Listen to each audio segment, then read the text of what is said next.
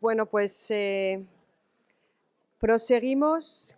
Arrancábamos ayer con la frase más completa que hace título a estas jornadas, a esta edición de 2023, que decía que un escenario de teatro es uno de los lugares del mundo donde es feliz, y esa es la frase en su totalidad que hemos querido volver a situar para cerrar estas conversaciones de este día y medio aquí en Menorca, en San Luis, en el lugar de los orígenes.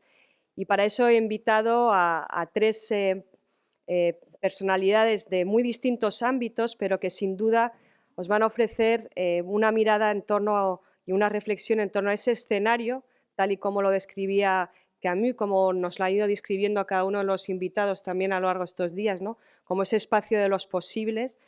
Así que muchas gracias, Marta Pazos, por acompañarnos y por la defensa de tus obras que podemos disfrutar aquí. Bienvenida. Muchísimas gracias a Mohamed Al-Attar, cuya escritura de teatro pues es otra apertura hacia otros lugares del mundo, y a Dries Kisis por su reflexión siempre y su singularidad y poética, hacernos ver otros espacios de teatro. Os dejo con ellos tres y así cerramos estas jornadas.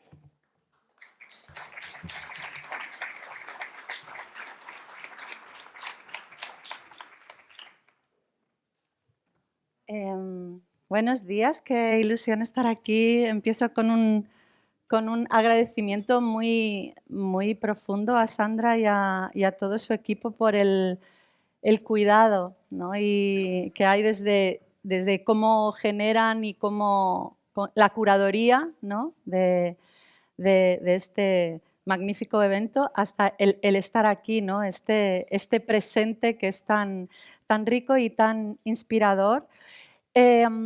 Cuando Sandra me da el título de nuestro espacio, un escenario de teatro es uno de los lugares del mundo donde soy feliz, bueno, parecía que estas palabras también salían de mi boca, como se dice ahora, me representa, este pensamiento a mí me representa, y voy a hablar desde un conocimiento situado también. La temática es los lugares del mundo, y yo voy a empezar por mi mundo, mi mundo más pequeño, mi unidad, mi cuerpo, ¿no? Mi cuerpo es mi país. Esta es una foto de mi espalda, es la parte de mí que menos conozco. En el momento que me sacaron la foto acababa de salir del mar y tenía el pelo teñido de naranja, como se puede ver aquella foto, ¿no? Mi espalda está llena de lunares. En portugués la palabra lunar es sinal, señales. Y mi vida se podría dibujar en una línea en la que se van sucediendo señales, lunares, cicatrices. Las señales siempre han venido para mí del desvío de la mirada, de tener visión periférica, de generalmente no estar mirando para el centro, sino hacia la periferia, ¿no? Generalmente también estar mirando para un lugar donde los otros y las otras no miraban, y yo a eso le llamo estar conectada. En el año 1994 mi madre me regala un viaje a Londres. Tengo 18 años, es la primera vez que cojo un avión, la primera vez que salgo de España. Y al bajar en la terminal de Heathrow, todo el mundo corría con las maletas hacia adelante, y yo dirigí mi mirada al suelo, que estaba limpio, impoluto, y reparé que había un sobre de la British Airways de vomitar. Y lo cogí porque era un sitio muy limpio y aquello lo estaba ensuciando, y cuando voy a tirarlo a la papelera digo, esto está lleno de papeles. Lo abro y al cambio, eran libras esterlinas y al cambio eran alrededor de unos 3.000 euros de ahora. Yo viajaba con mi tío, que era 9 años mayor que yo. Mi tío vio el sobre, se lo guardó y me dio el equivalente al 20%, el resto se lo quedó él.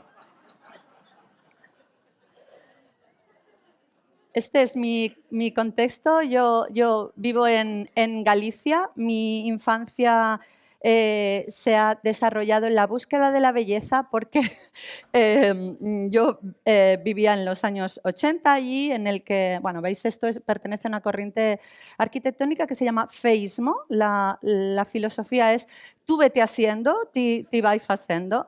Y esto era mi entorno y mis referentes contextuales. También era una Galicia bastante violenta, marcada por la drogodependencia, el narcotráfico, sin internet. Yo pintaba al óleo y mi madre dijo, bueno, pues harás bellas artes. Yo no sabía que eran las bellas artes, pero tuve la mala suerte de que abrieran una facultad en Pontevedra, en donde yo vivía, y entonces tuve que estudiar bellas artes. No había internet y mis referentes eran los libros de arte de Taschen que compraba en la librería Paz.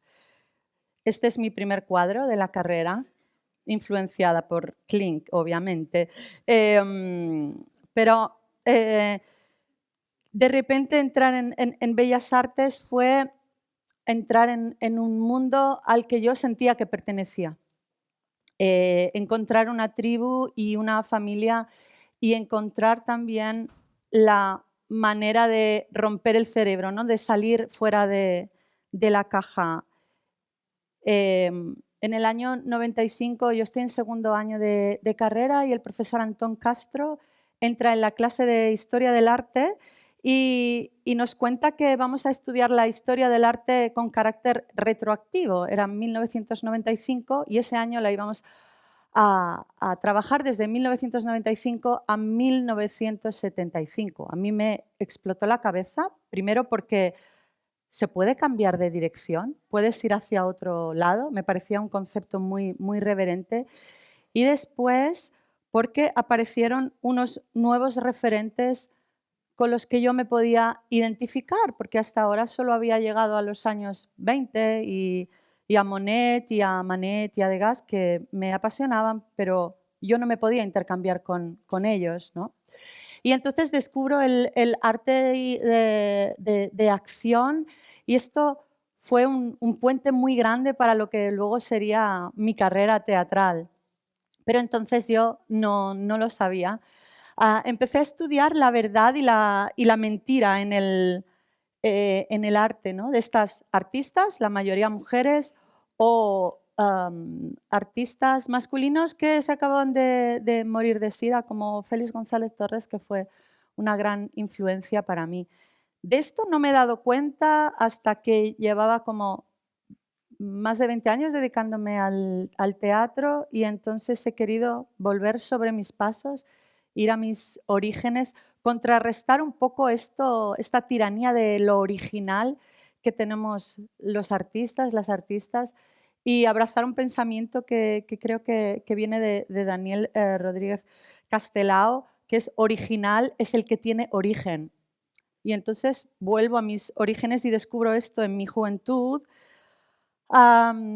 Y mis primeros cuadros, ¿no? ¿Recordáis aquel primer cuadro de Klimt que yo pinté en una alegoría de mi primer amor? Éramos yo y mi novio. Y el descubrimiento de estas carreras, de estas mujeres que me influyen tanto, empiezo también a pensar sobre el legado, ¿no? Y sobre que yo vengo de una tierra de meigas, donde la magia está a flor de piel y es una tierra telúrica, ¿no? Y entonces empiezo a observar a mi abuela también, que hace cosas que para mí eran muy naturales, pero que estaban muy conectadas con lo invisible, ¿no? Se habla, pero es una cosa no se habla, pero es de dermis, está ahí, ¿no? Y entonces empiezo a contar historias, mi pintura se amplifica a contar historias sobre la tradición telúrica de Galicia relacionada con lo femenino. Esto es un cuadro que se llama Las 9 olas, en el que yo me voy a la playa de la Lanzada, recojo arena, porque en la playa de la Lanzada aún hoy se hace un ritual de la fertilidad.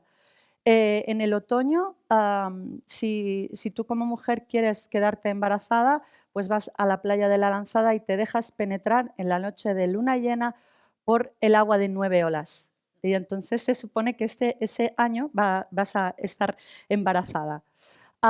También me preocupo por la biografía de mis referentes, ¿no? De estas artistas que habían desarrollado sus carreras entre los años 60, 70, 80. Esto es un cuadro que hago que se llama La venganza de Ana Mendieta. Eh, bueno, me impactó mucho la biografía de ella y su relación con Calandré, ¿no? Y cómo ella muere de una manera un poco enigmática, podemos decirlo así, cuando alguien la lanza de un rascacielos abajo. Entonces, era un poco una manera de exorcizar esto. Em, Volviendo sobre mis pasos, me he dado cuenta cuánto me ha influenciado este dibujo de Louis Bourgeois, ¿no? De la mujer casa. Me he dado cuenta que en la mayoría de mis obras teatrales siempre aparece alguien que no tiene una cabeza humana, ¿no? Y, esto también viene de ahí completamente, estoy completamente segura de eso, ¿no? Y de conexión con el mundo de la fantasía. En el 1997 yo me traslado a Barcelona para huir de mi novio, que era el del primer cuadro, de Clint. Y entonces mi familia no tiene mucho dinero, pero consigo una beca y en septiembre de 1997 estoy en el hall de la Facultad de Bellas Artes de Barcelona y decido salir hacia mi casa, pero entonces veo por los ventanales que hace sol y digo, no voy a salir por la puerta principal, voy a salir por el jardín. Es más largo, pero es más bonito. Y entonces me doy la vuelta y veo un papel en el suelo. Y entonces, claro, lo voy a recoger para tirarlo a la papelera y entonces lo cojo y era un pasquín con información de que la Fura dels Baus, el grupo de teatro catalán, hacía en el Teatre de Salt, en el Festival Temporada Alta, un Macbeth. Y entonces iban a hacer un laboratorio de teatro digital y estaban pues fichando a pintoras, escultores, a músicos, bailarinas. Y entonces yo allí me fui. Me fui porque en aquel momento estaba estudiando los límites del teatro, los límites de la teatralidad dentro del arte de acción. Concretamente, a partir de una performance de Carles Santos, el artista, el músico, en los años 80 en la Galería Metrónom. Carles tocaba el piano y un performer entraba con un martillo y un clavo y se ponía su mano y se clavaba al piano. Yo era niña en los 80, pero vi las imágenes y aquello me impactó mucho y empecé a cuestionarme sobre la verdad y la mentira en este tipo de acciones y si el dolor también era un material artístico, si importaba que el performer tuviera la mano dormida o fuera fake o realmente tenía que inmolarse de esta manera, ¿no? que crucificarse sin cruz. Entonces me pareció una manera fantástica de ir allí solamente como laboratorio, sin meterme en el barro, ¿no? Solamente de forma académica. y, y entonces me subí al escenario y nunca me volví a bajar, ¿no? Fue allí y fue algo que, bueno, que cambió mi vida. Tengo aquí la primera imagen. Esto es la primera vez que yo me subo al teatro en Macbeth. Estoy con la productora Montse Triola, en aquel momento actriz, y voy a coger un poco de agua. Y bueno, nos pusieron juntas porque, como veis, éramos muy similares, ¿no? de tamaño y esta es una imagen también a la que he vuelto porque es una imagen completamente fundacional. He empezado a estudiar mi obra y me he dado cuenta que siempre está el doble ahí también, ¿no? Está el 11 como número mágico. A veces he trabajado con gemelos también, concretamente, y quería saber de dónde venía. Y viene de ahí, ¿no? De esta primera vez que yo entro en la liturgia, en el rito de la escena. A veces combino las dos cosas, ¿no? Otras cabezas y el doble. En aquel momento, este impacto del teatro hizo que mi pintura cambiara completamente, que se hiciera mucho más libre, desgarrada y conectada con el teatro. Esto es un retrato de Ofelia.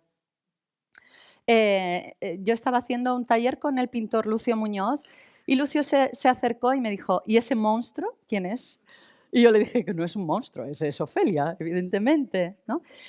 Y entonces Lucio al día siguiente me regaló la Metamorfosis de Kafka y entonces empecé a leer Kafka. Am, y también los monstruos ha sido algo que ha estado siempre presente en mi teatro. Yo, bueno, también por la conexión con Jim Henson, con Miyazaki, eh, que estaban muy presentes en mi infancia, pero sobre todo por la conexión con mi cultura, ¿no? Nosotros en Galicia tenemos una forma de materializar estos conceptos relacionados con lo telúrico, ¿no? Y es una forma, esto es de carnaval, es una fotografía de Roberto de la Torre, que es un fotógrafo que se dedica, gran parte de su obra a eso, ¿no? A participar en rituales conectados con la fiesta del entroido, del carnaval. Y claro, yo también he crecido con esto, ¿no? Está en mi ADN, aunque luego se transforma en otras cosas, ¿no? Pero está ahí. Después de la lectura de Kafka, empecé a cambiar, ¿no? Este concepto de la cabeza. La cabeza era de mujer, pero cambiaba eh, el cuerpo y se hacía de una manera de esencialización, ¿no? Como ir hacia la forma pura también. Y esta fue la última Ofelia que pinté. Llegó un momento de mi carrera en la que yo tenía tanta implicación con la pintura, pero había conocido el teatro y no había vuelta atrás.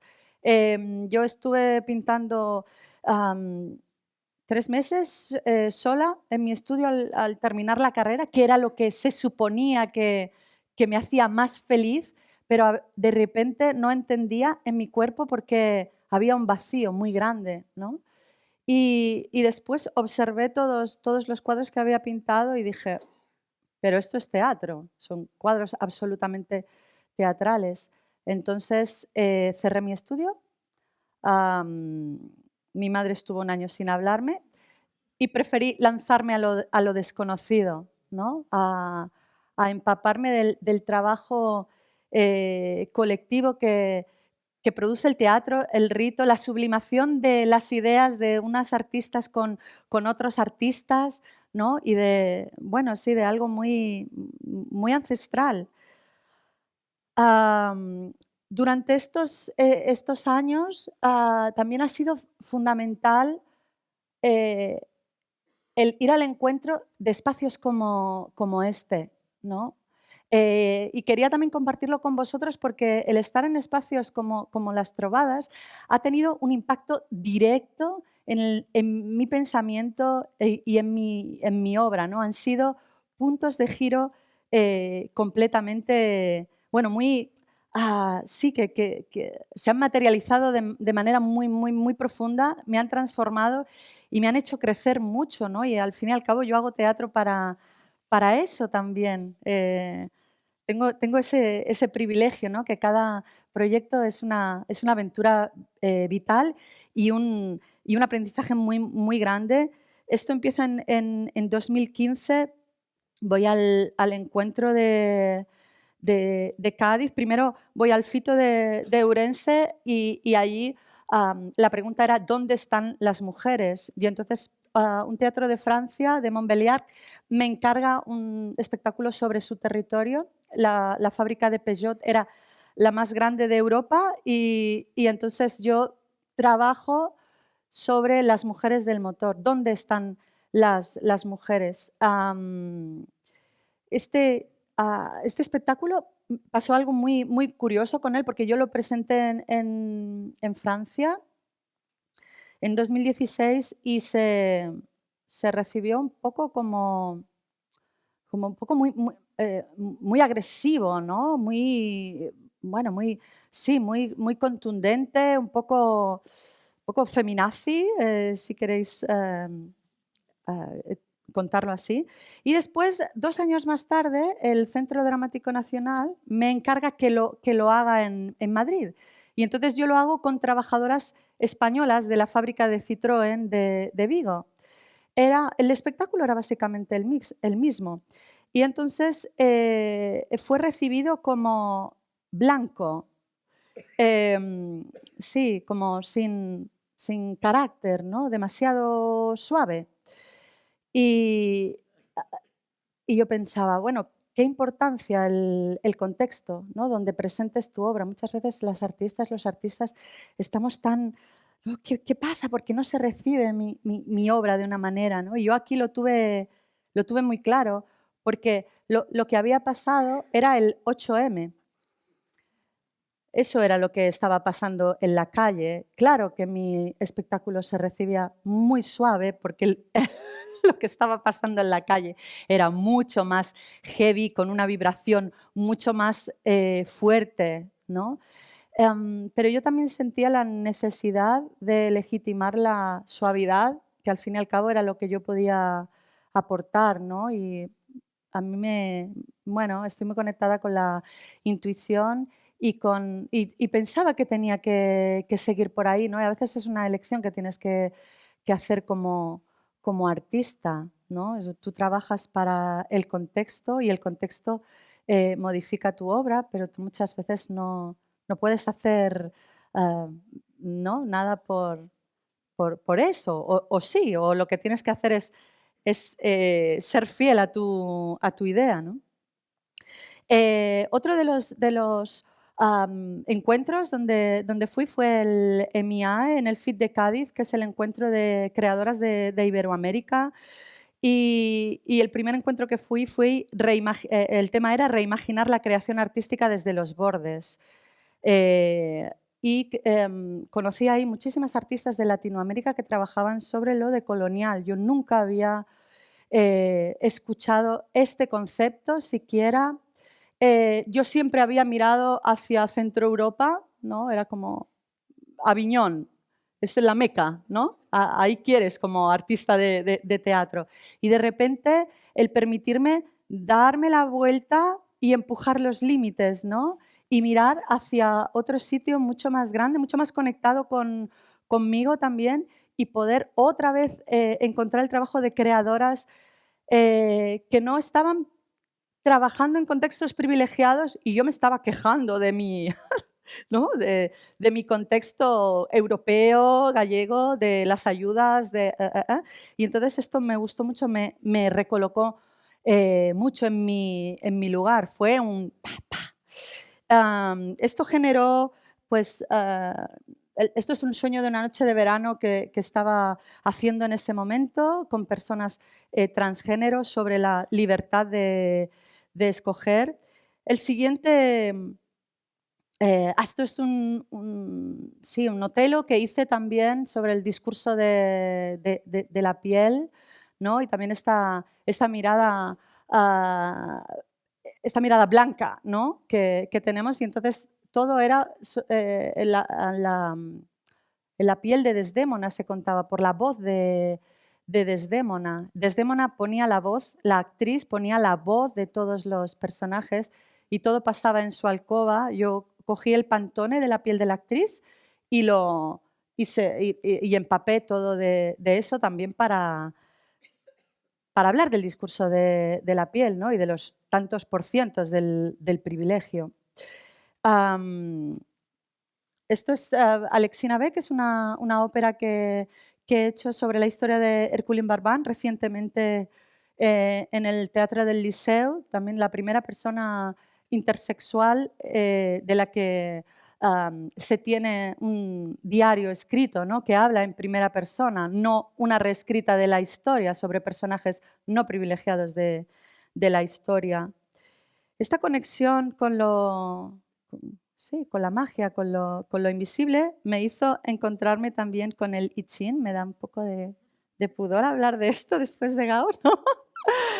Pero esto estaba ahí, me regalan un I Ching y recuerdo mi época de estudiante que John Cage y Merce Cunningham lo utilizaban, ¿no? La traducción del I Ching es el libro de las mutaciones y sus primeros textos se cree que datan del 1200 y se cree que describe la situación presente de quien lo consulta. Tú le preguntas y el libro te responde. Es un libro adivinatorio y también un libro moral, a la vez que, por su estructura y simbología, es un libro filosófico y cosmogónico. Es un libro precioso porque te habla en líneas continuas y discontinuas. Y yo empecé a utilizar el I Ching en mi trabajo para llevarme a lugares mucho más inesperados, ¿no? No solo dejar que mi intelecto y mi racionalidad como condujeran mi arte, sino buscar las maneras de conectar más con mi cuerpo y con mi intuición.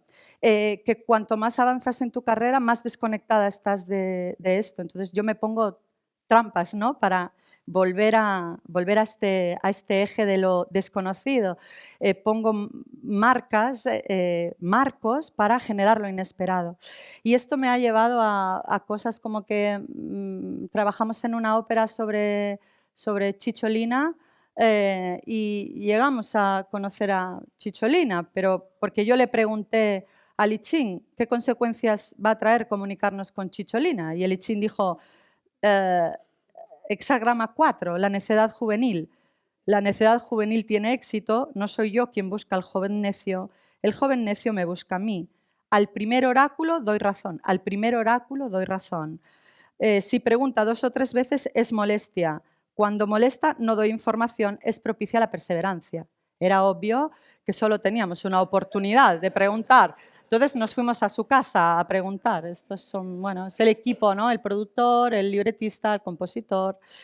Y esto generó el espectáculo La amnesia de Clio sobre la musa de la historia. Esta es la escena, el caballo de Troya, en el que el personaje inspirado en Chicholina entraba en el despacho oval, que es esta parte roja, y yo pensé que qué caballo de Troya, ¿no? Podíamos hacer, no un caballo de Troya blanco, literal, sino que...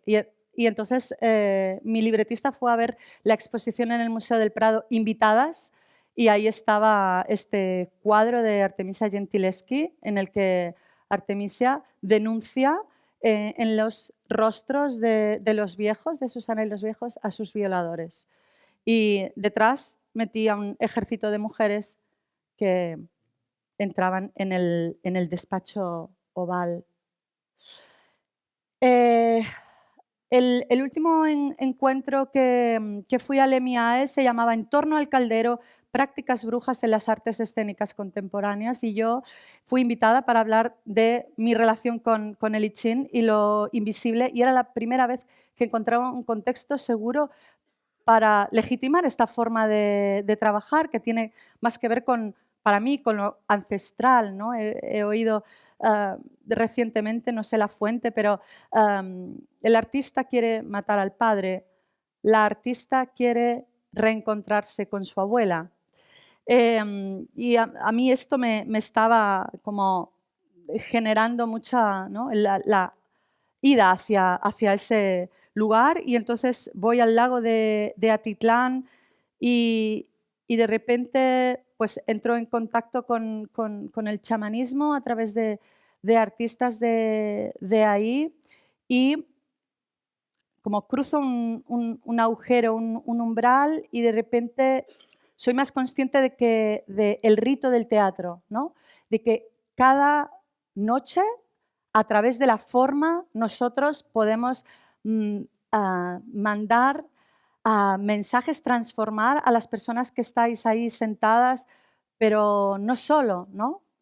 Forma parte de algo mucho más grande. Estos días se ha hablado mucho aquí. Y entonces mi obra empieza a tender puentes, a abrir fisuras, a colarse por rendijas, ¿no? Este es un espectáculo sobre la tradición gallega en la que construí, bueno, una obra que habla de mi abuela, ¿no? Que lo hice con las enaguas del traje regional, una vulva de 3,5 metros por la que podías entrar.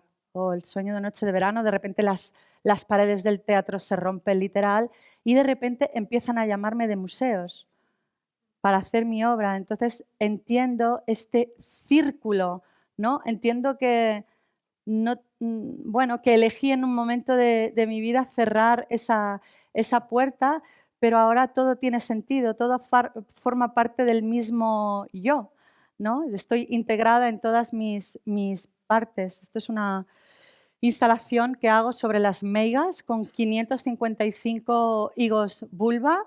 Me ha hecho gracia porque el teatro está lleno de huellas de esta forma literal. Se llama campo de higos, y es como un juego con campo de nabos. Y tú pones tus piernas en las huellas como de ejecutivo, y entonces se apaga la luz y se proyecta tu sombra en grande para que estés conectado con tu poder. O, bueno, aquí dialogo en el Centro Gallego de Arte Contemporánea, con el concepto de Akasha y con la arquitectura de Sisa Vieira. Y bueno, en espectáculos de circo veis que siempre se están abriendo puentes y conexión con el oro y con lo invisible. Esta obra, por ejemplo, es sobre Safo, que la presentamos en el Festival de Teatro de Mérida, y yo quería hacer un homenaje a Jean-Claude. Jean-Claude ha firmado toda su carrera junto a su pareja, Cristo. De hecho, firman Cristo and Jean-Claude. Pero la historia se ha encargado de invisibilizarla, ¿no? Y decimos, es un Cristo. Y entonces era una forma de hablar de esto, ¿no? De que estamos ahí, muchas veces no nos veis, como ha pasado con Safo y con su historia, con 27 siglos, ¿no? Y de repente solo llegan unos fragmentos y una historia reescrita, que en muchas ocasiones falta la verdad. Y bueno, era un diálogo con esto, ¿no? Y esto me ha permitido el teatro, y por eso para mí el teatro es un sitio muy feliz, un sitio conectado con el oro, ¿no? con lo áureo. Y es un privilegio poder compartir esto para mí con vosotras y con vosotros hoy, y con ellos, que los adoro. Muchas gracias.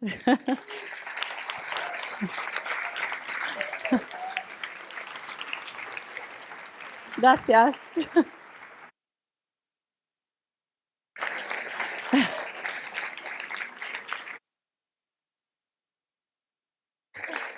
Magnifique.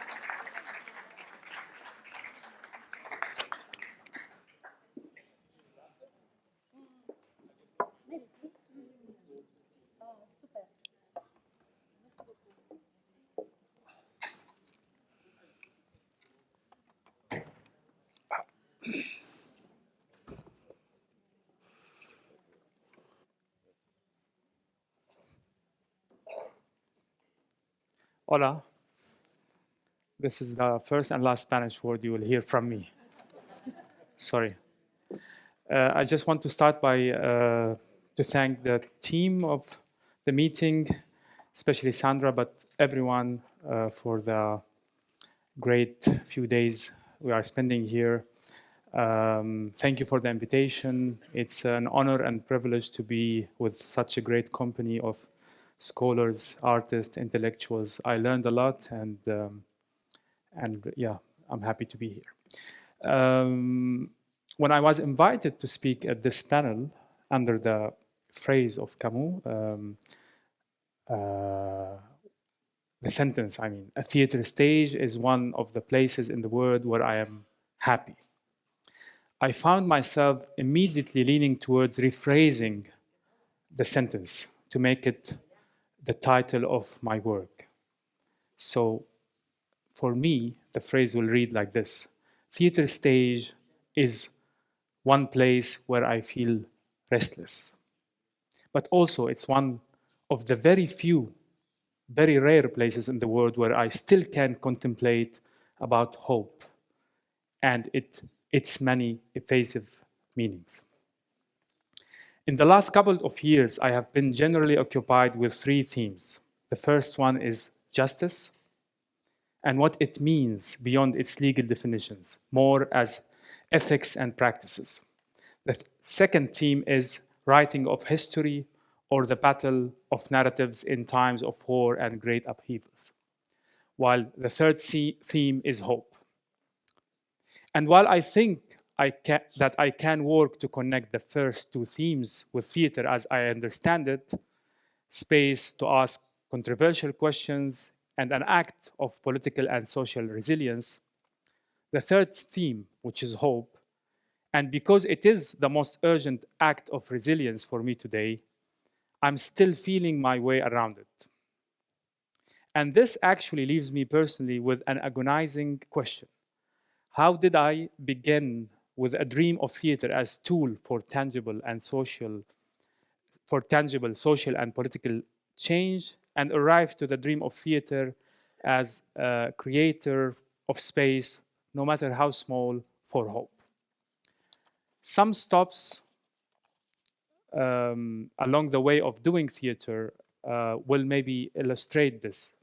And I will ask you kindly to accompany me in recalling some of these moments through my journey of making theater that started around 20 years ago.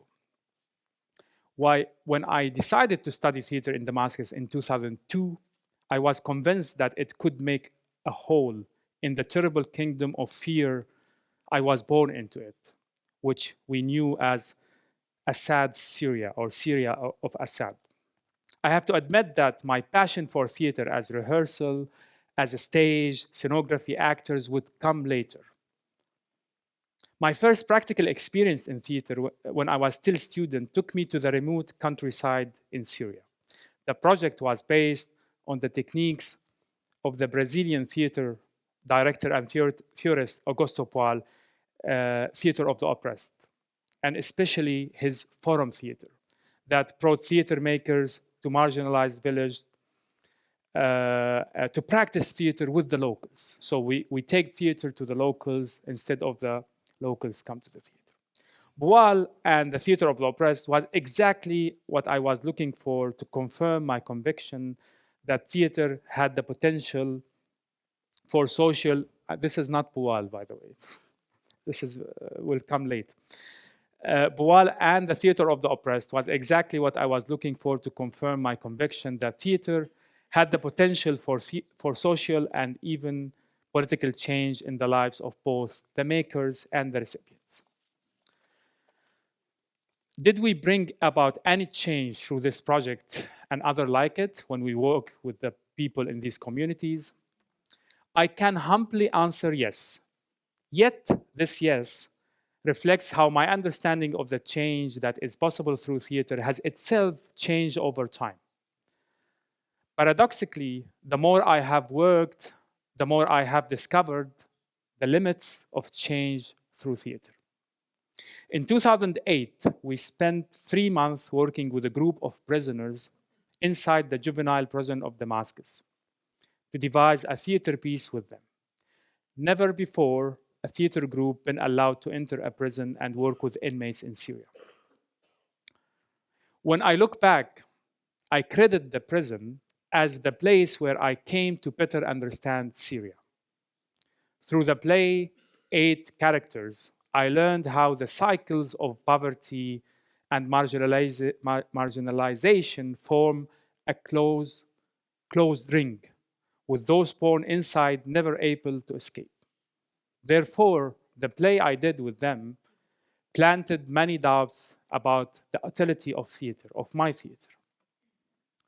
In the months following the show, I tried to stay in touch with its protagonists. Some were briefly released from jail, only to return for a small theft or on mere suspicion.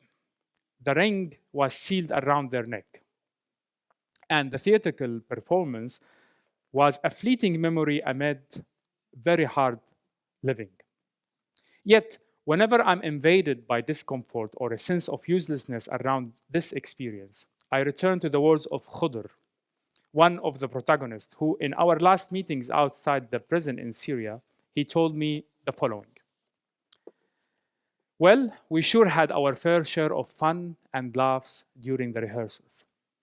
You know, the show gave us some hope. Khudr's words left me with many thoughts about the meaning of hope in a similar context. It was not a coincidence that my last meeting with him, Khudr, came shortly before the outbreak of the Syrian revolution in March 2011.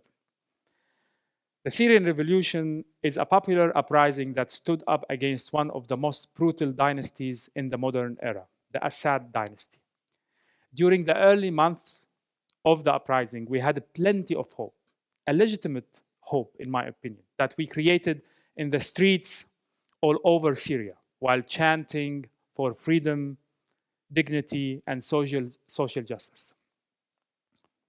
Tragically, this hope didn't last long in Syria, as the country will soon enter a dark phase of bloody proxy war, that its chapters are still unfolding till this moment. Along this ongoing tragic war, my journey of making theater was and still surrounded by questions and restlessness.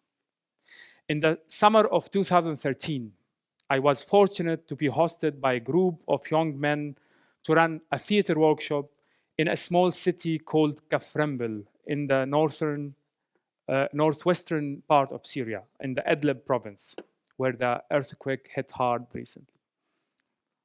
The war was, back then in 2013, in the summer 2013, the war was at its peak there. The Syrian regime forces were being forced to retreat, and they reacted with an ongoing bombardment to keep the areas outside their control under terror. My hosts wanted to learn theater techniques that they could use in their work with the children and teenagers whose homes had been destroyed and who were now living in shelters with their families. Why did I say I was fortunate to do this workshop?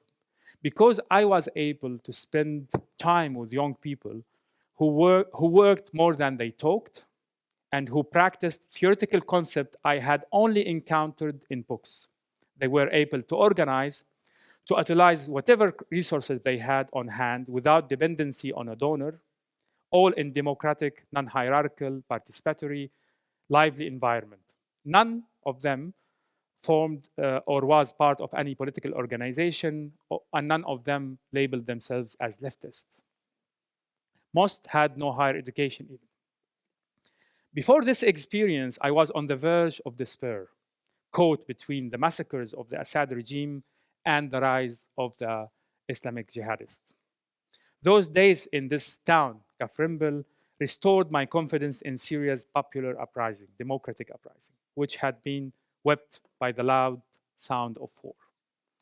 During the time I spent there, it was clear to me that I was the one who is doing or learning the most.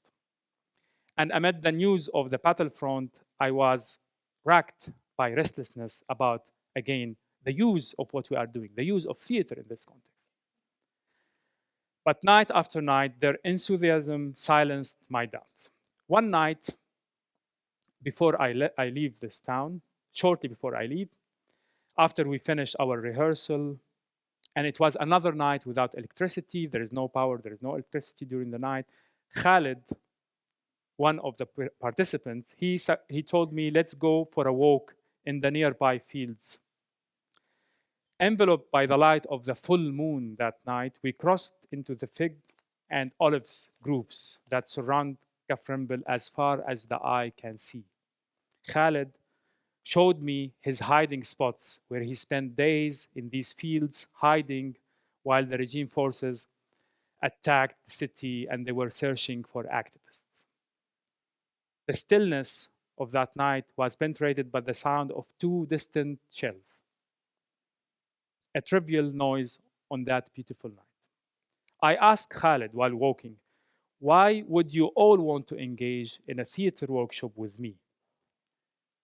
He replied, I'm not exactly sure, but when I think about the exercises and games you are sharing with us, and I imagine repeating them with the children I work with, I sense they might catch a break from the bleakness of their situation, or at least be given some hope that their story will be told or recorded, that someone might hear them.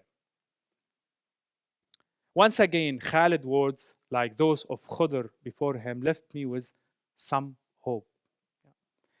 He picked some figs from the nearby tree and told me it was okay to eat it without washing it because it's only watered from the rain. We continue our work in the fields. In summer of 2016, almost 3 years later, Khalid would be assassinated by an explosive device planted by the extremist jihadist. He was 24 years old. A few months later, 2 other participants in this workshop were killed in a Syrian regime airstrike. In winter 2014 in Beirut, now I will show some photos while I speak, if you don't mind, so we can show photos from Antigone, the play Antigone.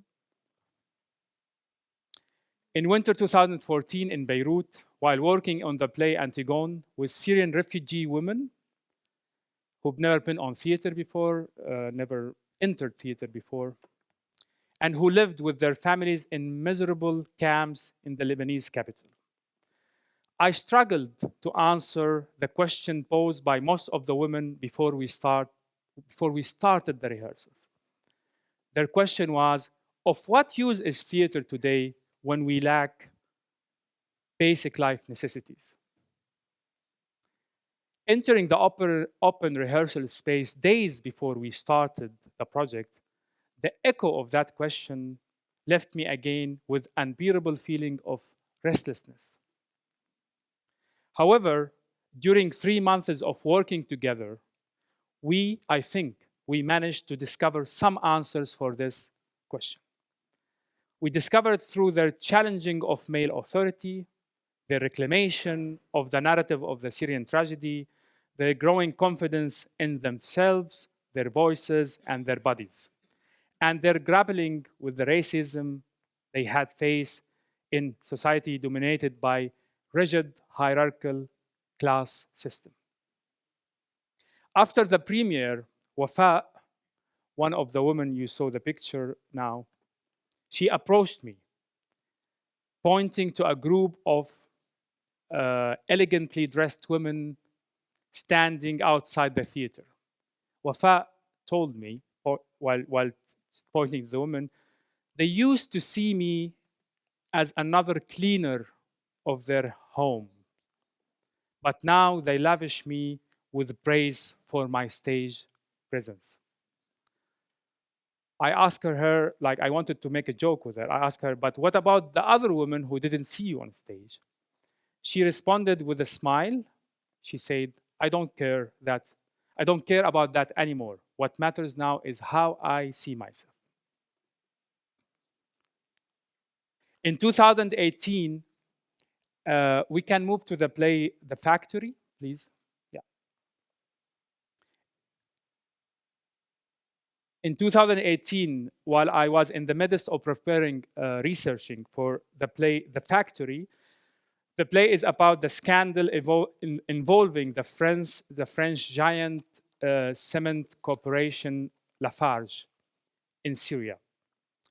Mohannad, a worker at that factory who had suffered a lot from the management's mistreatment and neglect, he agreed to speak to me after much hesitation. I asked him why he had changed his mind finally. He told me that even though he couldn't do much against such a giant multinational corporation that had joint interests with governments of major powers, nevertheless, he wanted them to stand trial through the play. I had to explain to him, that the play does not revolve around a trial specifically or concretely, nor it will be a substitute for a real trial. So I had to be very clear and honest with him. Nevertheless, Muhannad was still willing to tell me his story. Once again, I entered the rehearsal with this massive doubts about the value and the relevance of this play, while feeling a heavy burden on my shoulders from the stories that were told to me from many people whose life got severely affected by this case of Lafarge. Several months later, after we had the premiere and the play was touring, Muhannad, the worker who told me his story, attended a performance of the play while in Athens, while he was stuck as a refugee there. I received a short text message from him saying, "Yes, your play is not a trial, but it's my first step to seek justice." We'll move to the last one, to the play Damascus 2045, the name of the title of the play. In 2021, following the first read through the play Damascus 2045 at the Theater Freiburg, South Germany, a city in South Germany, where it was staged.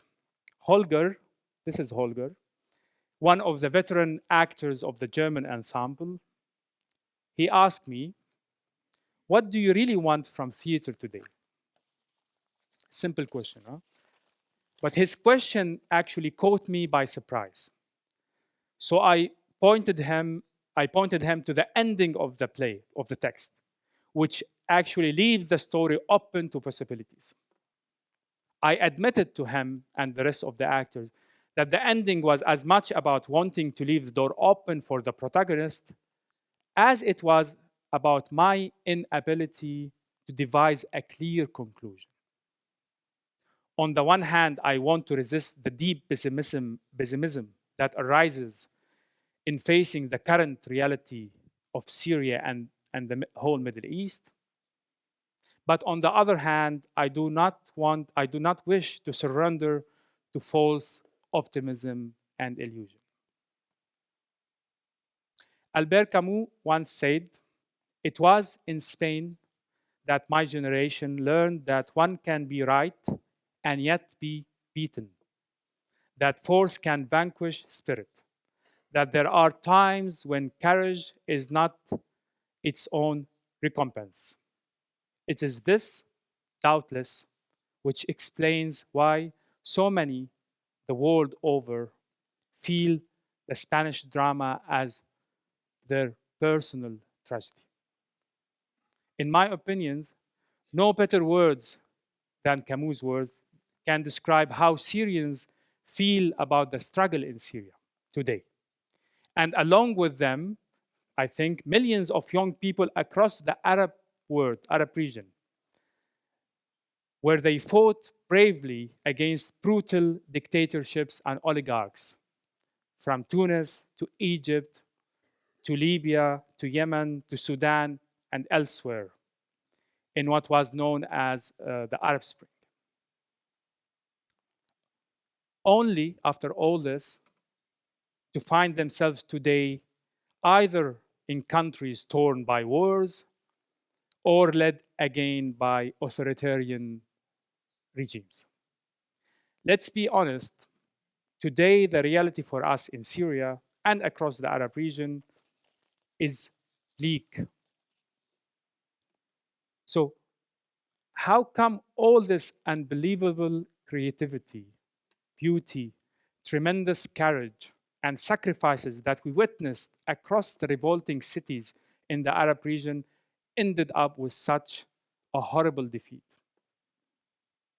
How and why I still do theater, thinking that it's still of any value or meaning amid these absurd and inhumane conditions?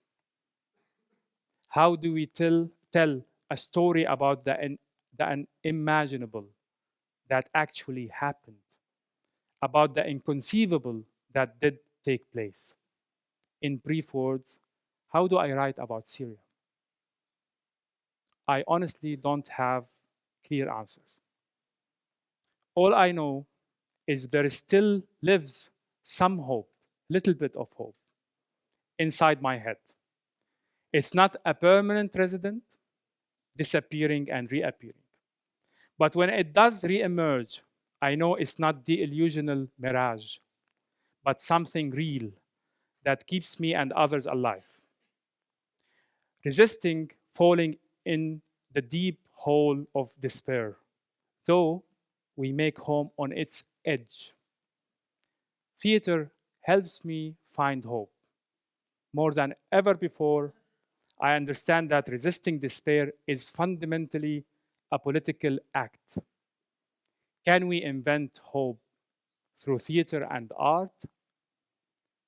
I cannot be sure, but I know that we are trying.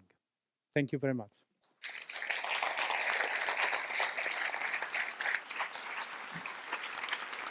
شكرا إدريس. No, please.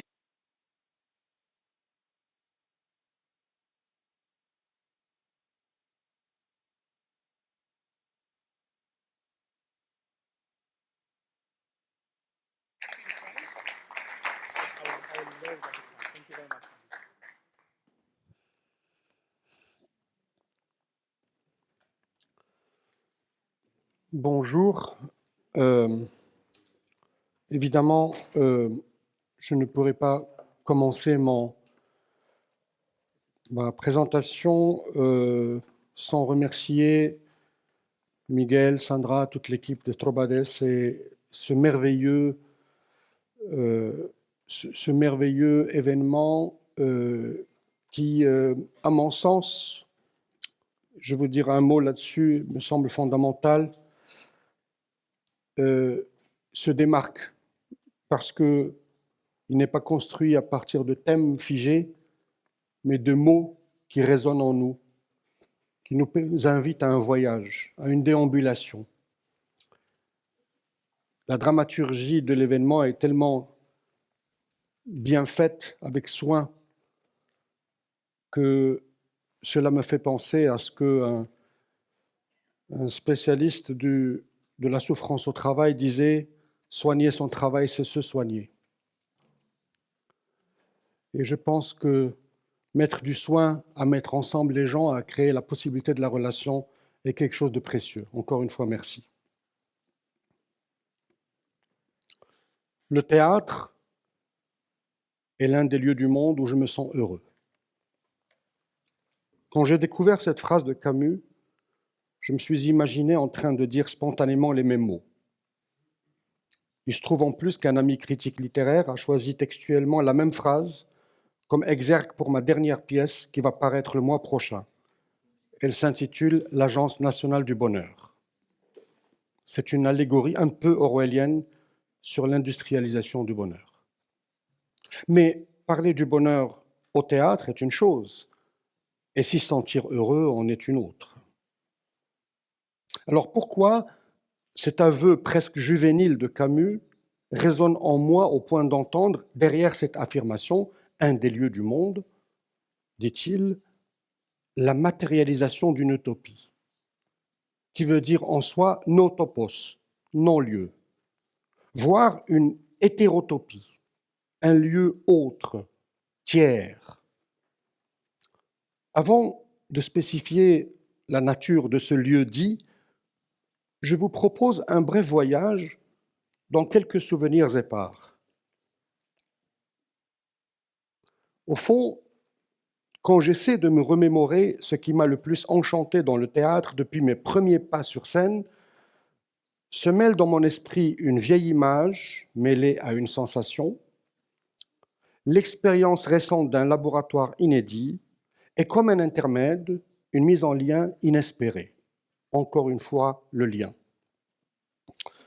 L'image est celle de mon oncle, Nabil Lahlou, lui-même dramaturge, metteur en scène, réalisateur et comédien, rebelle, sans concession, qui a magistralement mis en scène, il y a plus d'une dizaine d'années, une théâtralisation de la chute de Camus. Je repense à cette image parce que ma grand-mère, Lalla Rita, cette adorable dame au cœur de bohémienne, l'appelait Nabi, prophète, un diminutif de son prénom à l'état civil, Abd Nabi, littéralement l'esclave du prophète. Aussi jeune adolescent, j'attendais souvent avec impatience l'arrivée chez nous de Nabi, ce prophète si exubérant, humain, révolté et touchant que je vais admirer sur scène. À la mosquée, comme dans les cours d'arabe à l'école, on nous parlait d'un prophète lointain là-bas en Arabie. Et à la maison, j'apprenais qu'un prophète, ça monte sur scène, juste à côté. Les mots et les images qui constituent nos mythologies personnelles se tissent à notre insu parfois. Son Ophélie n'est pas morte et mon Hamlet à moi. Je garde précieusement l'exemplaire qu'il m'a dédicacé en 1987 avec cette mention à mon neveu Driss qui deviendra un jour écrivain de théâtre. Ces quelques lignes sonnent encore dans mon esprit comme une autorisation. Je m'essayais à l'époque au jeu, mais j'étais un piètre comédien. Aussi, la possibilité d'écrire le théâtre m'a sauvé d'une possible autodépréciation. J'allais à l'époque tous les soirs immanquablement, religieusement, alors que je m'essayais au théâtre universitaire, revoir la représentation de cette pièce où le comédien Rachid Fkak et Nabil Lahlou se donnaient la réplique, jacassaient, riaient, s'indignaient, nous émouvaient. J'aimais cette intraduisible colère qui ne pouvait s'exprimer que dans ce lieu-là, alors que les années chape de plomb politiques étaient encore pesantes. J'aimais ces êtres familiers et étranges à la fois qui me parlaient de notre paralysie politique à partir d'une querelle de scène. Et déjà, cette boîte noire, comme celle où nous sommes aujourd'hui, je rappelle que Black Box en anglais renvoie autant à la salle de théâtre qu'au sexe féminin, était un lieu tiers où se mêlaient dans mon entendement plaisir et inquiétude. Je passe au deuxième souvenir. Quand, avec le metteur en scène Jawad Sounani, nous avons créé en 2009 à Rabat le concept de l'khbar fil masrah, les infos au théâtre, que je devais organiser tous les mois un atelier d'écriture avec les citoyens pour faire du théâtre à partir de faits divers, comme qui ferait feu de tout bois, et qu'à chaque fois nous devions remettre les fruits de notre créativité à des professionnels pour monter une 40aine de minutes de théâtre en 10 jours, nous n'avions pas idée de l'écho que cela allait avoir chez le public, nombreux et régulier, qui a suivi l'expérience massivement durant plus de 3 années. Mais l'intuition initiale, doublement inspirée d'Aristophane, qui considérait le théâtre comme lieu de controverse publique, et de Féodor Dostoïevski, pour qui l'universel se nichait dans le fait divers, a eu une certaine résonance. Les scénettes de théâtre, construites à partir de faits d'actualité, mises en performance, ont permis d'appréhender ce qui se passait dans le monde, au juste à proximité, non comme des faits abstraits, lointains, mais comme des images vivantes, réappropriées, organiquement partagées. Mettre en scène en dérija et avec un jeu d'acteurs dirigé sans emphase, une file d'attente devant la chaise vide d'un fonctionnaire fantôme devant attester par le cachet que chacune des personnes qui s'impatientent est un humain, non un plébéien, insan, meshi bnedem, ou bien 3 femmes drapées qui racontent alors qu'elles préparent un défilé de marques de burqa leur souffrance intime, tout cela semblait au public médusé, si vrai et si troublant à la fois. Ce dispositif où ce qui se passe dans le monde trouve écho sur une scène qui le sublime ou le métaphorise, rappelait bizarrement un certain celui des joutes verbales ancestrales d'Ahwesh, Ahwesh étant un groupe de musiciens et de poètes, toujours vivant dans les douars de l'Atlas et parfois même en ville, où deux poètes se querellent en tamazirt sur fond de musique et de rythme entraînant à propos d'un sujet d'actualité. Parfois, les autorités leur interdisent de se produire lorsqu'ils s'apprêtent à traiter un sujet brûlant comme le Hirak dans le Rif. Cela rappelle à d'autres des slammers en battle dans un garage abandonné, dont l'un et l'autre, comme dans Khbar fi Masrah, augmenté par l'esthétique théâtrale, le public à chaque fois convié à saisir le pouls de sa condition sociale et politique par le truchement de personnages et d'orateurs qui, en même temps, la masquent et en sondent la profondeur. Quand je pense à quel moment on se sent le plus heureux au théâtre, en tant qu'auteur ou dramaturge comme l'était Camus, je ne peux que repartir de ma propre expérience. Là, je me rends compte qu'il existe au moins deux moments, différemment exaltants et excitants. Le premier est celui des répétitions, où la prosodie d'un texte écrit, avec le souci d'épouser une oralité qui en laisse résonner le rythme et les réverbérations, prend corps. C'est l'un des rares instants, loin du tumulte quotidien, où l'on voit à l'œuvre l'homo performance, qui sommeille en chacun de nous.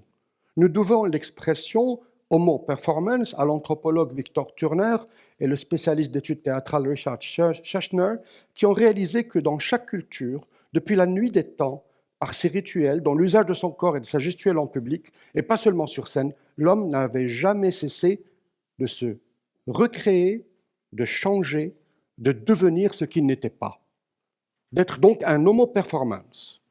Mais il faut bien ce moment isolé, extrait de la quotidienneté, pour le voir en face. Et quand le ton est juste, l'expression pertinente et la parole forte, s'en émerveiller. Et puis, il y a le moment de représentation, la générale ou la première surtout, où se fait la rencontre avec le public, où la communion, scène-salle, promet de s'effectuer. En dépassant les stéréotypes de temple sacré, le théâtre devient surtout le lieu d'expérimentation d'une chose unique, où l'on se rend compte par le craquement du bois, l'éclat des lumières, la transpiration des corps, la tension des rapports, que le théâtre n'est pas que discours, mais avant tout énergie. Et c'est cet effet, non de lumière aveuglante, mais de lucioles qui survivent à l'ombre d'un monde de plus en plus accéléré, de plus en plus frénétique, qui nous marque le plus fortement.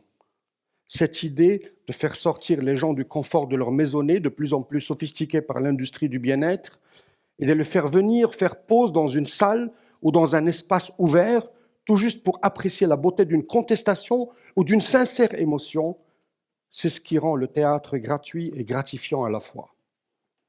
Je n'oublierai jamais ce jour en 2011 où dans l'Institut français de Rabat, où nous tenions le Khbar fi Masrah, des associations agissant auprès des migrants subsahariens à Rabat ont convié un public métissé à apprécier et discuter la pièce de théâtre Bamako-Paris du dramaturge Yann Souliane. Un drame contemporain poignant, poétique, insoutenable sur la condition d'un voyageur gelé dans la soute d'un avion en transit suspendu.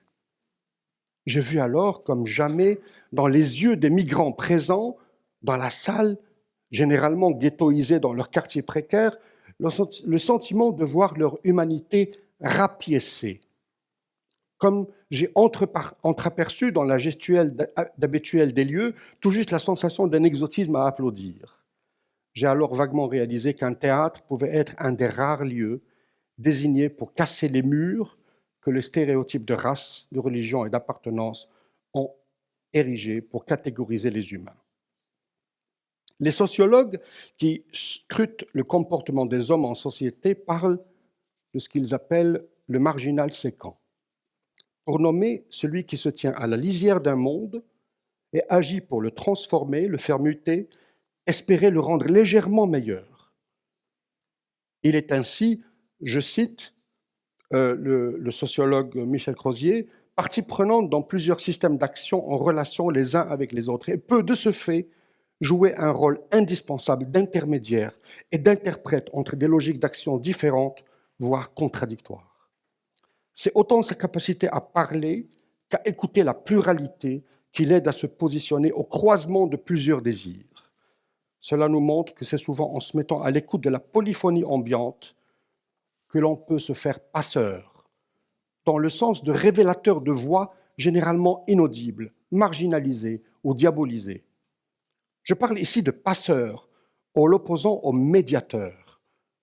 Ce dernier cherche à ramener vers le compromis, vers le centre, alors que le passeur cherche comme un Janus à ouvrir sur l'ailleurs, l'inconnu. Parce que l'enjeu, probablement, le plus important pour les artistes-chercheurs qui agissent en mode citoyen est de lutter contre le mutisme imposé aux voix subalternes. Non de se substituer, ni même de parler pour elles, mais de faire émerger le récit, recréer du commun là où les plus puissants n'y ont plus pas intérêt, rétablir les liens dans les quartiers, les zones enclavées, par des lieux physiques, habités par de la culture, du débat, de la créativité, de l'imaginaire, du partage, là où la marchandisation du monde a érigé des môles et des avatars, où la bureaucratie corrompue et les spéculateurs fonciers ont bétonné les esprits, et là où l'abêtissement des masses a produit des indifférents ambulants. C'est en révisitant tout cela de mémoire que j'ai réalisé à quel point le théâtre me rendait à mon tour heureux. Et c'est pour cela que je propose de traduire le lieu désigné par Camus de manière informe, un des lieux du monde, par le mot d'apparence sophistiquée de hétérotopie. Dans le texte d'une conférence donnée par le philosophe Michel Foucault en 1967 au Centre d'études architecturales sur les espaces autres, il définit les hétérotopies par 5 principes.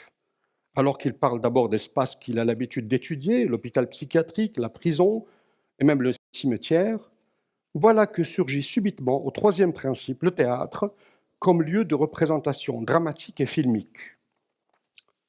L'hétérotopie, dit-il, écoutez bien ce que dit Foucault, a le pouvoir de juxtaposer en un seul lieu réel plusieurs espaces, plusieurs emplacements qui sont eux-mêmes incompatibles. C'est ainsi que le théâtre fait succéder sur le rectangle de la scène toute une série de lieux qui sont étrangers les uns aux autres. On vient de voir tout à l'heure ce que mes amis ont montré et on le voit tout le temps. Une série de lieux qui sont étrangers les uns aux autres. C'est ainsi que le cinéma est une très curieuse salle rectangulaire au fond de laquelle, sur un écran à 2 dimensions, on voit se projeter un espace à 3 dimensions. Mais peut-être est-ce que l'exemple le plus ancien de ces hétérotopies, en forme d'emplacement contradictoire, l'exemple le plus ancien, c'est peut-être le jardin.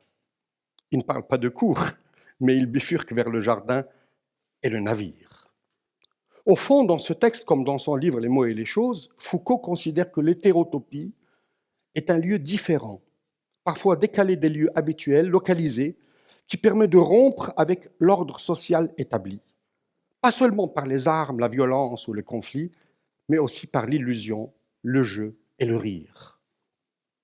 Foucault n'est pas le seul qui nous aide à comprendre ce qu'est réellement ce lieu autre qui rend heureux Camus et plusieurs d'entre nous avec lui.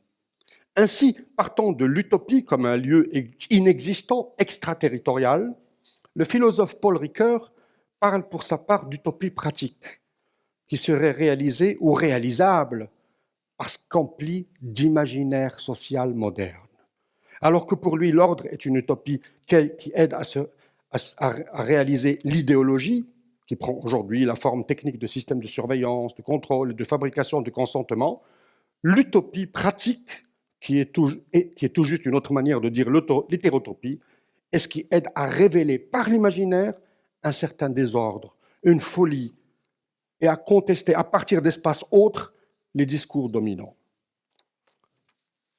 Face à cette dualité, ordre-désordre, je me suis amusé à penser pour ma part à partir d'une autre dualité, discipline-indiscipline, ce qui me permettait de retrouver à partir des pas de côté et des décentrements l'attitude de l'homme révolté chez Albert Camus. L'homme indiscipliné pour moi, comme pour Nietzsche, qui lui fait retrouver une deuxième innocence à partir du gai savoir, est celui qui refuse les assignations à partir des catégories de savoir, du devoir d'obéissance ou d'obligation de conformité qu'il appelle aussi esprit de troupeau.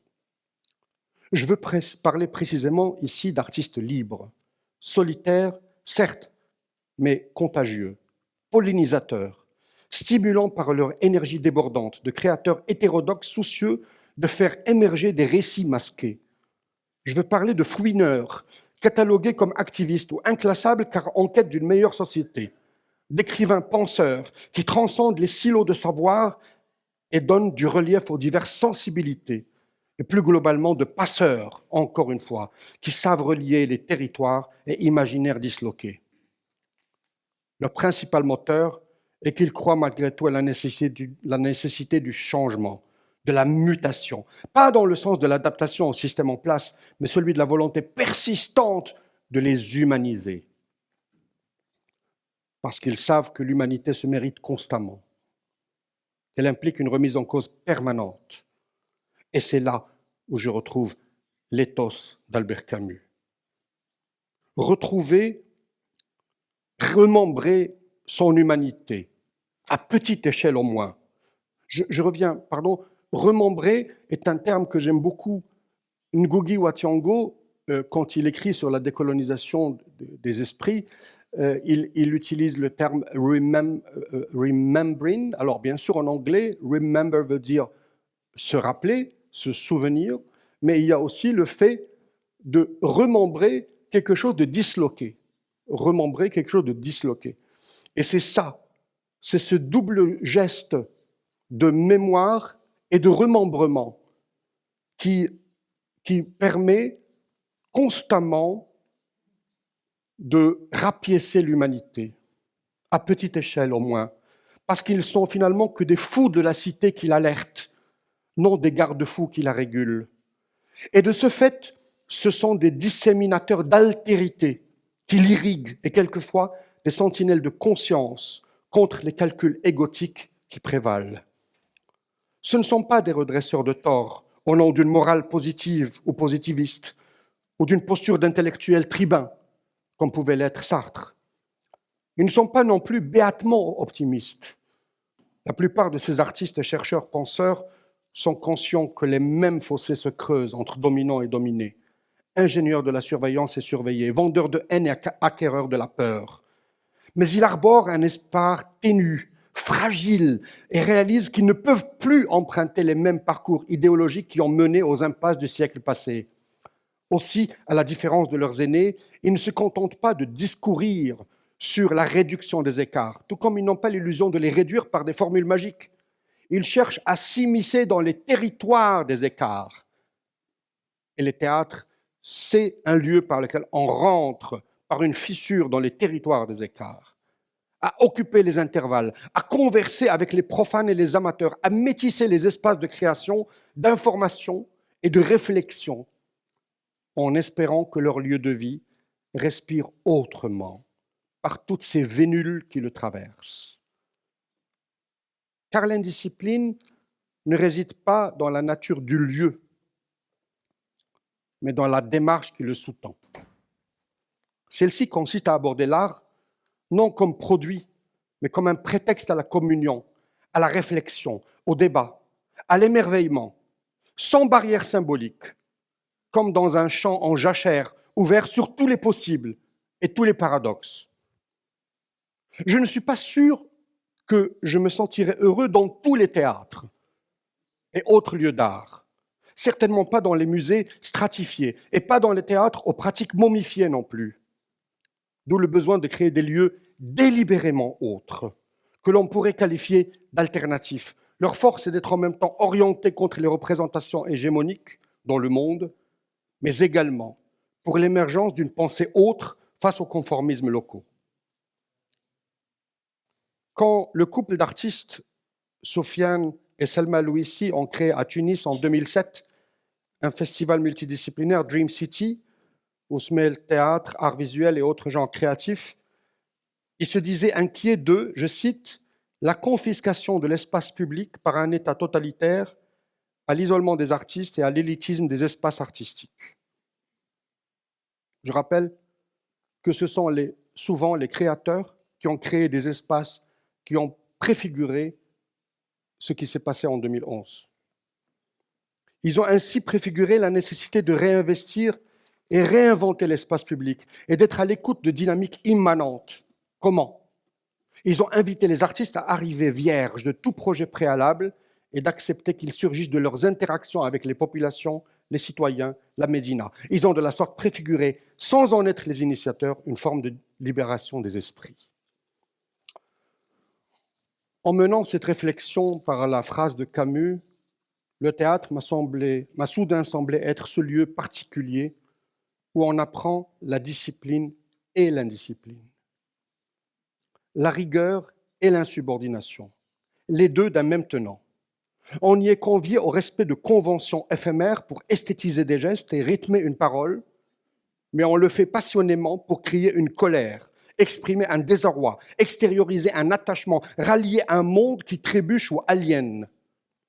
Railler un monde qui trébuche ou aliène. Tout y est permis, mais rien ne peut s'y manifester sans un certain art, dans le sens allemand, c'est-à-dire une manière de faire.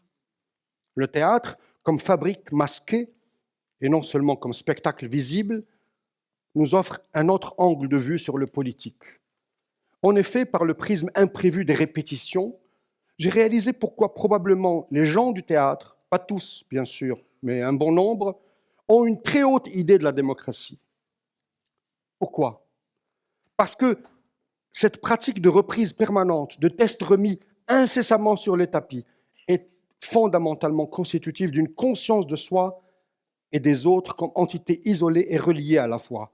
Parce que l'engagement de chacun, par le corps et l'énergie, par l'écoute bienveillante, empathique, des vibrations des autres à partir d'univers différents, improbables, forge souvent une grande sensibilité au différent, à l'ailleurs. Parce que se battre, discuter, se tromper, s'émouvoir en vue de construire un édifice commun, fragile, improbable, éphémère, toujours en devenir, peut ancrer en chacun le besoin de la liberté imaginaire autant que du lien social comme fondement d'un dessein commun. Au fond, je l'ai remarqué à la longue, la plupart de ceux qui s'engagent dans ces processus avec le dévouement ascétique que cela suppose, y retrouvent un pendant du fondement éthique, culturel de la démocratie. Ils y entendent un ethos de la délibération, de la concertation, de l'acceptation de la non-permanence, de l'incertain, de la prise de risque, et puis de l'appréciation des diverses voix qui forment une collectivité d'individus. Du coup, comme l'exprime leur rire moqueur dans les farces offertes sur la place publique, les attentes des gens du théâtre en tant que citoyens peuvent souvent être déçues. Et se contenter d'apprécier leur spectacle, mettant leur sarcasme en scène, permet tout juste d'entretenir l'industrie de l'amusement, alors que le fait de se pencher dessus comme un ensemble de signes révélateurs d'une conscience diffuse ou de discours créatifs faisant sens nécessite de se libérer des schémas de pensée consacrés. Parce que je l'ai réalisé, à force de la revisiter, la scène est quelque part le seul lieu où les blessés de la vie, par ailleurs timides ou pudiques, parviennent à dire l'indicible, dans un langage que captent d'emblée les plus sensibles. C'est aussi le seul art qui inclut les autres formes d'art performatif où une troupe de gens se réunissent dans le seul but de donner à voir à d'autres ce qui fonde leur humanité ou leur déshumanité, ce qui fait ou défait leurs liens sociaux. En plus, l'art dramatique a le privilège de l'impureté et de l'immoralité nécessaires pour mieux saisir la part subjective, intime, sombre, inconsciente de la vérité, que la science a souvent du mal à sonder et dont le dogme religieux a le souci de s'écarter. Or, parfois, par sa cruauté ou sa crudité, sa force à documenter ou à métaphoriser, le théâtre aide à voir ce qu'on ne parvient pas à regarder en face. Vous l'avez compris, à partir de toutes ces tribulations, par tous ces truchements personnels et conceptuels, j'en viens à tout juste qualifier à ma manière la phrase de Camus. Et si le bonheur que me procurait le théâtre provenait du fait que c'est un lieu qui permet aux différents d'advenir, pour mieux nous révéler à nous-mêmes, que c'est probablement le décalage qu'il rend possible dans une société conformiste comme la mienne, qui me comble autant Et ici, je ne parle pas de tous les théâtres, mais de ceux qui ont le courage, par leurs concepteurs, créateurs et promoteurs, de se distinguer comme des hétérotopies au cœur de leur cité. Je vous remercie.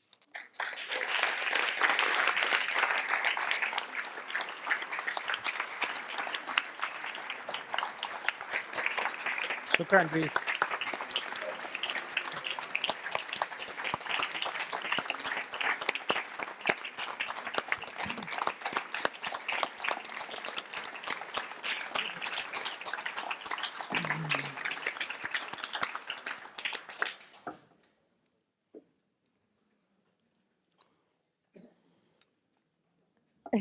What are we supposed to do?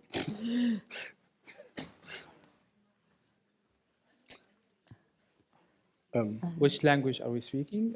French. Maybe let's talk English, because the three of us, maybe. No. No, Yeah, español. speak Spanish. Speak Sí. Spanish, please. Sí. No, vous, en francés o en Yeah. inglés y yo en Inglés, español, que es lo español, y que hay traducción. medianamente sé un poco de español. Pero...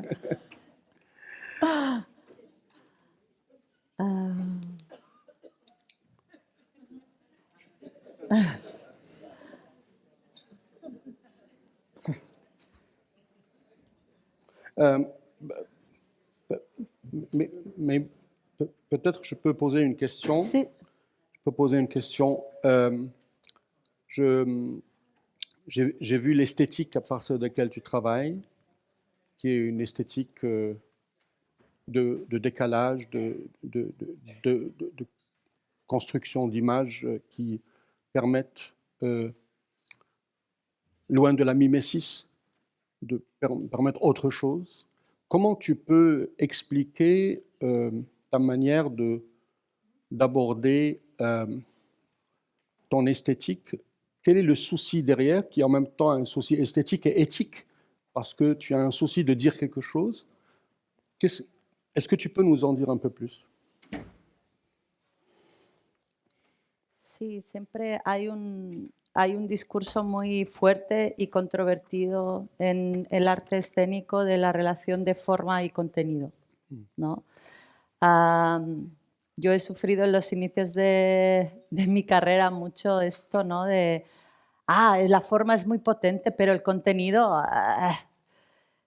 para mí no se pueden dividir, pero tampoco la forma en la que construyes, ¿no? Una de las cosas que yo he aprendido o he adquirido en otros encuentros como este es el concepto de ecofeminismo, por ejemplo, ¿no?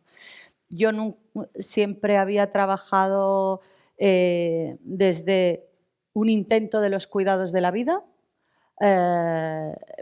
porque mi madre es enfermera y yo lo había vivido, y con una atención especial al ritmo y al tempo a la hora de conectar con el público, por un lado, pero también en la sala de ensayo, en el trabajo, esto que tú hablabas, ¿no? del rigor también para contar estas cosas, ¿no? Necesitamos una técnica para esto.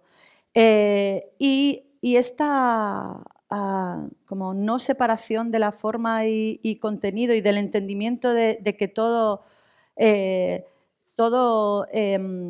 proceso artístico es un organismo vivo, que también es esto una de las cuestiones que trae el ecofeminismo, y que es un ciclo, me ha ayudado más a entender esta forma que yo tengo, ¿no? Porque era algo un poco inexplicable. Para mí las imágenes brotan de mi cabeza, ¿no? De hecho, las elecciones que hago de propuestas que vienen de fuera es desde esta forma, ¿no? Se ofrece un concepto o un proyecto. Yo detesto leer teatro, no me gusta. Entonces lo que hago es invito amigos, abro unas botellas de vino en casa, cierro los ojos y ellos y ellas leen para mí. Y entonces si las imágenes van brotando en mi cabeza, es que hago el proceso, ¿no? Tengo una conexión con la imagen, pero vengo de la pintura también. Es como mi forma de hacerlo, pero también hay una preocupación para equilibrar esto, como en un organismo vivo, ¿no? La forma no se puede comer al contenido, y esto también es algo que he aprendido, ¿no? O sea, diventa, hay una relación todo el tiempo y una preocupación por el cómo, tanto por el qué, ¿no? Lo hablaba ayer Antonio muy acertadamente, ¿no? Nosotros no podemos hablar de la libertad o de la transformación si en nuestros centros de trabajo, en nuestras compañías, en nuestros procesos no aplicamos esto, ¿no? Esta forma también tiene que estar ahí si queremos cuidar a la sociedad, transformar. Tenemos que empezar por transformar nuestros propios lugares de trabajo, nuestras propias personas. Y a mí esto me lo ha enseñado el teatro y esta etiqueta de la forma también, ¿no? Y que este color impregne pues el espacio también de trabajo como una relación con la vitalidad. El color era algo que estaba en mi pintura inicial, pero cuando yo he sido consciente de esto, de mi identidad a través del color, el color caution es como el agua. Se cuela por todos los sitios, ¿no? Y de repente las personas empiezan a venir de negro y empezamos a utilizar en el espacio de trabajo el color y luego se transforma, ¿no? Tú me has dicho, he venido de negro y me he traído esta camiseta, ¿no? Y esto me parece algo fascinante, es como el teatro en sí, ¿no? Lo que hacemos nosotros es como el agua, a través de estas formas se va colando en la emoción, en el pensamiento, va generando nuevas formas de pensar, ¿no? Nuevas dramaturgias de la vida.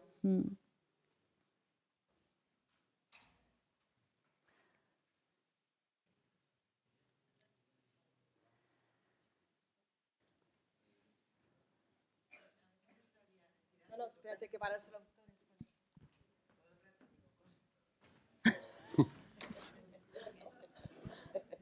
Sí, tengo esta indisciplina que me hace que todo el rato tengo que dar mi opinión. Lo siento porque sé que hay gente que le molesta, pero soy así. Entonces, bueno, un placer escucharos a los tres. A Marta ya la sigo y la admiro de hace tiempo, investigaré más vuestro trabajo. Y en este tema de la esperanza, ¿no? Y en estos proyectos comunitarios con personas que no son actores, en Siria, que vienen de otros lugares, ¿no? Esto me hace plantearme también en esta esperanza, que me gustaría abrirlo aquí también a debate, el tema que a veces en algunas circunstancias, en algunas otras trubadas o encuentros donde he asistido, pues debatimos sobre muchas cosas, pero luego, pues, o lo que decíamos ayer, ¿no? De que al Pompidou al final no van afrodescendientes o no van inmigrantes a ver las exposiciones. Aquí tampoco hay inmigrantes, de hecho casi no hay ni menorquines. ¿Cómo no podemos hacer...? Sí, sí, bueno, claro. Bueno, jo me referia perquè som de Sant Lluís i de Sant Lluís he vist poca gent, però bueno, de cómo podemos abrir estos espacios a que más gente llegue a ellos, ¿no? A que... Sí. Bueno, pues me he confundido, perdón, me he confundido. Pero de cómo podríamos abrir estos espacios, de que alguna de estas jornadas fuera en la Plaza del Pueblo también, ¿no? De poder llegar más a la gente. Hace poco estuve en Berlín y también había unas artistas afrodescendientes que hablaban de eso, de que luego en la sesión a la que íbamos a asistir no había nadie inmigrante, ¿no? Y de cómo podemos hacer por conseguir que esto y que esta esperanza suceda en escena, suceda entre el público también, ¿no? Y de poder llegar a más, no sé.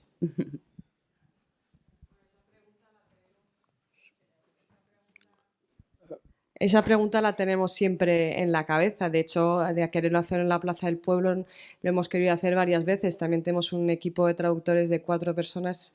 A nivel técnico es ingente y es muy complicado también ponerlo en marcha, pero esos espacios, digamos, de como decía Dries, ¿no? La necesidad de ser realmente, de enlazar, ¿no? De ser de esos passeurs, pues evidentemente está en esa problemática que siempre está presente, al menos en este proyecto, desde el equipo, ¿no? Y hacemos a nuestra pequeña escala lo que podemos. A nivel de San Luis el esfuerzo es absolutamente máximo, pero los públicos tampoco vienen. Es decir, lo siento, pero es que luego buscamos abrirle la puerta a este espacio de pensamiento y de cruce, pero hay muchas todavía fronteras que existen, que van más allá, digamos, de lo que un pequeño proyecto como este pueda llegar a hacer, ¿no? Si je peux me permettre, au-delà de ce qui se passe ici, c'est la même question qu'on se pose partout,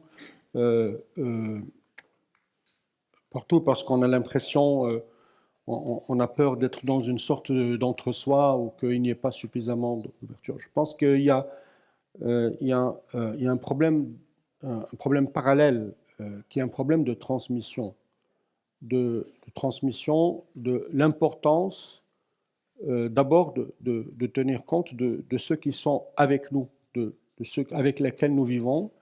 Généralement, les gens pensent, hier, je ne sais plus, peut-être je ne sais plus qui a dit ça, on a l'impression d'avoir du génie et qu'on est, on est bon et on parle, etc. Non, non, le problème, c'est comment être à l'écoute aussi des autres. Et ça, c'est des dispositifs à mettre en place, c'est rentrer dans les écoles, c'est construire. Hier, Mahi Bin parlait de ce qu'ils essaient de faire à Marrakech et au Maroc. Je pense que la question principale, c'est de changer le paradigme à partir duquel on travaille avec les publics, non seulement comme des récepteurs, mais aussi comme porteurs de savoir en eux-mêmes. Et donc, mais ça, c'est des processus de transmission à mettre en place dans plusieurs types de lieux et qui peuvent être portés aussi par d'autres types d'acteurs. Et ça, vous avez le problème en Europe, il existe, il est encore plus criant chez nous. Et, et bien sûr, ceux qui font les événements ne peuvent pas tout faire en même temps. Donc, il faut peut-être une division de travail et il faut que des gens jouent ce rôle de passeur. J'ai parlé tout à l'heure du rôle de passeur. Je pense que ça, c'est fondamental. Il faut qu'il y ait une sorte de prise de risque pour aller vers les gens, faire un travail d'accoucheur, de faire accoucher les gens de leurs idées. Chacun est porteur de cela. Mais ça veut dire qu'il faut se débarrasser de la posture du sachant et être dans ce que j'appelle une éthique du non-savoir. Ça veut dire savoir que chacun est porteur en lui-même d'un imaginaire et d'un savoir et de savoir l'écouter. Ça demande de l'humilité, ça demande du temps, ça demande des dispositifs de transmission. Ça, ce ne sont pas les choses qu'on est habitué à faire. Et il faut créer des universités d'été, il faut créer des espaces parallèles, il faut infiltrer les écoles. Et ça, pour moi, c'est une longue bataille que doivent porter tous ceux qui sont convaincus par cette question. Voilà, c'est ça le fond du problème. Le problème est que nous sommes obnubilés par cette idée de nous retrouver, etc. C'est génial, mais ce n'est que la partie visible de l'iceberg. La partie invisible est celle qui nécessite un vrai travail de fond, et ce travail nécessite de changer vraiment les dispositifs. Voilà.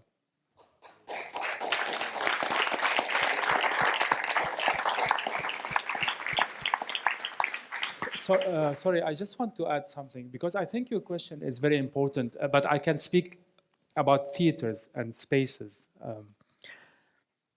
From my observation, usually the failures is that there is no two things. There is no constant questioning of the process, because the intentions are always good or there, like to build something inclusive. Yeah, this is one thing. So we do the thing and then we really stop to continue about this questioning. And the other thing is, I think we need to deconstruct on a deeper level on this kind of hierarchical class thing.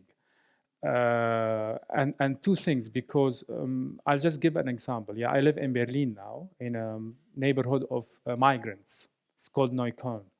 So historically, this is a neighborhood of Turkish, Arabic migrants, people from all over the world, you know. And there's a theater who was built to kind of build bridges with the migrants. Whenever I go to the theater, I see white middle class in the attendance, even though the repertoire of the theater is still trying to address the issues that concern the migrants or the people of this neighborhood, even though that some curators or directors and actors are people of color. And for me, the thing is because there is no comprehensive deconstruction of this barriers or obstacles, yeah? Because you need to think about education, about socio-political factors, not just about what you present in the theater, yeah?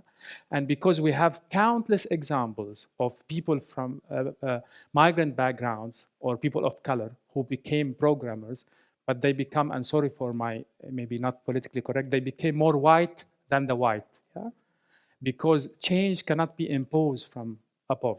So if you appoint a curator who's Black or who's Syrian, I don't think this is enough. Yeah, I think that's why I speak about comprehensive deconstruction that include many things, not just the artistic or not just the program or repertoire.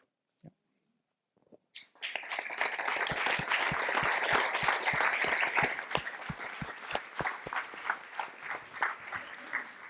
Quiero dar la enhorabuena tanto a Dries como a Marta como a Mohammad por esa última intervención aquí en este magnífico teatro y las lecciones que nos habéis dado sobre el mundo del teatro.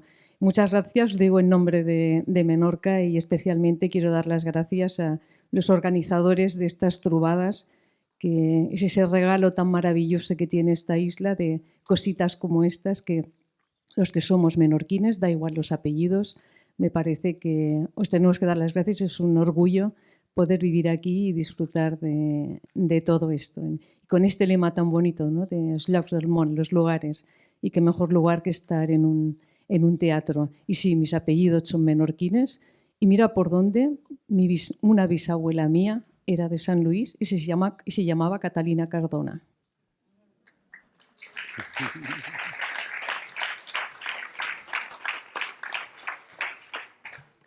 Bueno, pues muchísimas gracias a vosotros tres por haber colado, ¿no?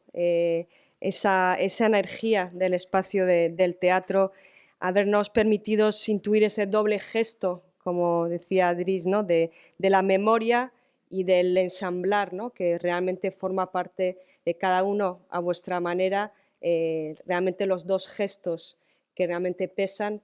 Y gracias de nuevo por haber estado con nosotros para cerrar esta edición de conversaciones en torno a este lema, los lugares del mundo, que cierra, digamos, esta edición de 2023, pero como sabéis la programación no se acaba esta tarde en este teatro y en esta sala polivalente de San Luis, sino que a las 5 de la tarde podéis coger el barco, el catamarán, el hielo catamarán en el puerto de Mahó para ir a la Isla del Rey, donde haremos primero las conclusiones de este día entero, ayer intenso y esta mañana, a cargo de Alfonso Armada, y para acabar con un espectáculo, con un solo del bailaor Israel Galván. Quisiera, antes de daros las gracias a ese público fiel de San Luis y de Menorca que nos acompaña y de otros lares, también agradecer a nuestros traductores que han estado estos días trabajando con nosotros, a Francisco Merino, a Federic Rovira, a Susana Guardiola, a Cristina Maidagan, a Violeta y a Viviana, y a nuestros técnicos de acústica que nos acompañan tanto en el teatro como aquí. Gracias, Santi, Rafael, y a todas las que nos acompañan. Agradeceré al resto del equipo, a los que nos acompañen esta tarde. Os esperamos a las 5 para coger, bueno, un poquito antes si podéis estar, para que no lleguemos tarde, por favor. Efectivamente, el barco sale a las 5, con lo cual hay que estar un poco antes. Y nos vemos esta tarde para clausurar en la Isla del Rey estas jornadas. Muchas gracias a todas y a todos.